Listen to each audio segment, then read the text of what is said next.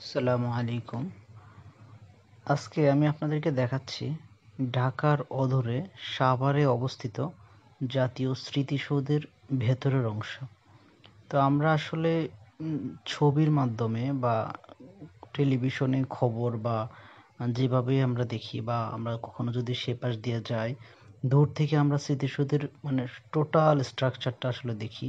তো সেটা আসলে দেখতে অনেক সুন্দর, কিন্তু আসলে এটার মানে মূল স্ট্রাকচারটা আমরা যদি এটার একদম কাছে এসে দেখি, তাহলে এটা আসলে দুই পাশে ষাটটি স্তর বিশিষ্ট সর্বমোট 14টি দেওয়ালকে সমন্বয় করে এই সৌন্দর্যটি আসলে ফুটিয়ে তোলা হয়েছে। তো আসলে সেটাকে আপনাদেরকে দেখানোর উদ্দেশ্যেই মূলত এই ভিডিওটি আসলে করা হয়েছে। তো আমি একদম ক্যামেরা একদম খুব কাছ থেকে নিয়ে চেষ্টা করেছি আপনাদেরকে দেখানোর। তো আপনারা হয়তো অনেকেই হয়তো এটা দেখছেন, কিন্তু মানে এভাবেই মানে কাছ থেকে একদম হয়তো দেখেন নাই অনেকে। তো আজকে আমি চেষ্টা করলাম দেখাতে। তো কেমন লাগলো আপনাদের অবশ্যই কমেন্টে জানাবেন। আসসালামু আলাইকুম।